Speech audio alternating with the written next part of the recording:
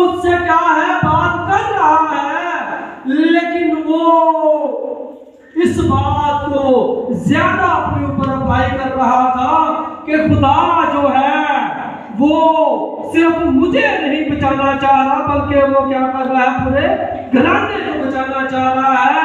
और मूसा का घराना जो था वो कौम बनी इस्राएल थी, जो मिस्र की गुलामी में पड़ी हुई थी।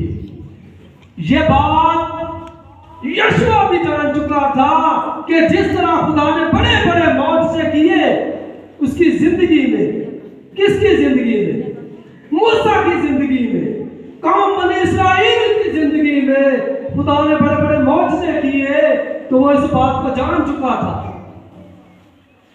कि अब मेरी एक शख्सियत की बात नहीं है।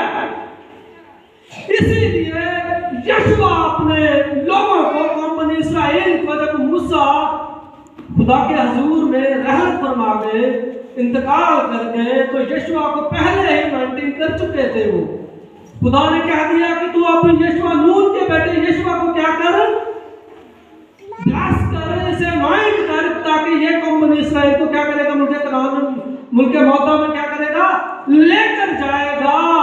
तो यशुआ इस बात को जान चुका था कि जिस तरह खुदा ने मूसा को मिस्र में भेजा ताकि मिस्रियों को क्या करे, मिस्रियों की गुलामी से कौम बनी इस्राएल को क्या करे, आजाद करे, तो इसी तरह मूसा के लिए, मूसा या उसका घराना नहीं बल्कि पूरी कौम बनी इस्राएल थी जिसको खुदा आजाद करना चाहता था, जिसको खुदा ने आजाद किया। किसके लिए? ताकि वो क्या करे, खुदा की प्रस्तिश करे। और वो खुदा की प्रस्तिश करते थे, और जहां पर नहीं की प्रस्तिश उन्होंने, वहां पर उन पर सख्तियां और मुसीबतें आई।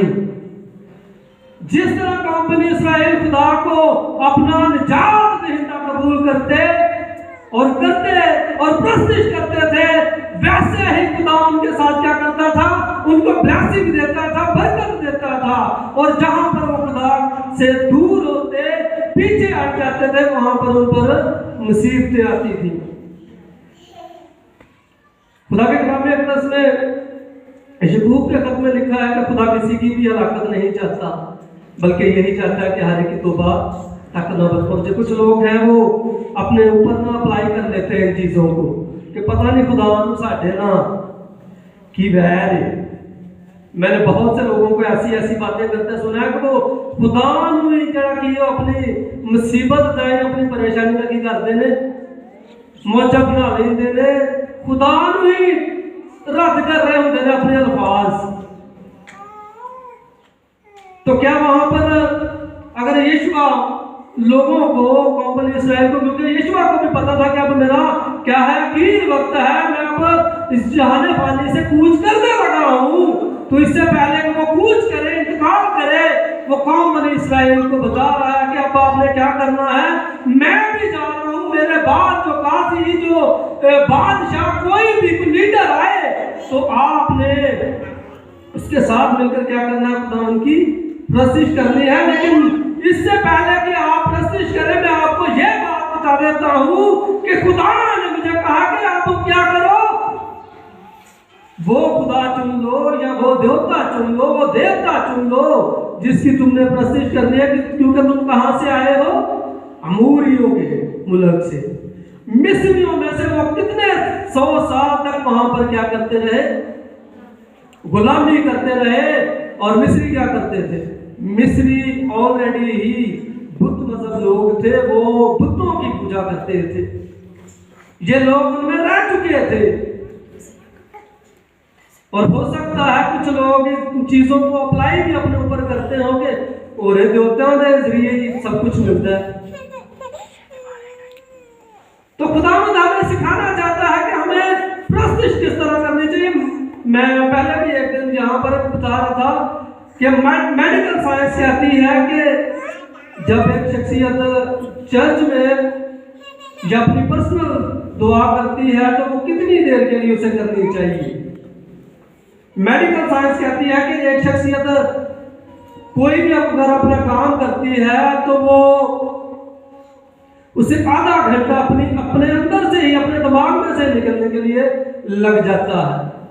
और यहाँ पर मैं भी आज लेट से सॉरी, यहाँ पर मैंने ऐसे ऐसे लोग भी देखे कि वो अंदर जल प्रस्तिश हुई है कि जो नाम का टाइम आएगा उधर चले जाऊंगे। लेकिन सबसे अहम चीज जो है, सबसे अहम टॉपिक खुदा का यही है कि तू बच, तेरा घराना क्या होगा, निजात पाएगा। यीशुआ कहता है कि अब रही मेरी और मेरे घराने की बात, तो हम क्या करेंगे, खुदा की प्रस्तिश करेंगे। वो यह नहीं कह रहा कि मैं खुदा का कलाम सुनागा, या मैं खुदा का कलाम करांगा, या मैं खुदा दे आवाज नूं की करांगा लोगों तक पहुंचावांगा, बल्कि वो की कह रहा है, मैं अब रही मेरी और मेरे घराने की बात, तो हम क्या करेंगे, खुदा की प्रस्तिश करेंगे। इसका मतलब है प्रस्तिश जो है वो लाजिम है, ताकि हम उन बातों से जो दुनियावी बातें हैं, दुनियादारी की बातें हमसे निकल सके। और जब हम इन चीजों से निकलते हैं तो फिर हमारा कनेक्शन जो है खुदा के साथ होता है। लास्ट संडे यहाँ पर मैं मीटिंग को ज्वाइन करा तो मैंने आपको यही बात बताई थी। कितने लोग इस बात को उन्हें याद है कि मैंने लास्ट संडे यही बात कही थी कि जब हम प्रस्तिश में ज्यादा होते हैं तो फिर क्या होता है, हमारा लिंक जो है खुदा के साथ बहाल हो जाता है। ये ब्लड रिलेशन है ना, ये क्या है, ब्लड रिलेशन है आपकी और हमारी और खुदा की। यहां पर जब आप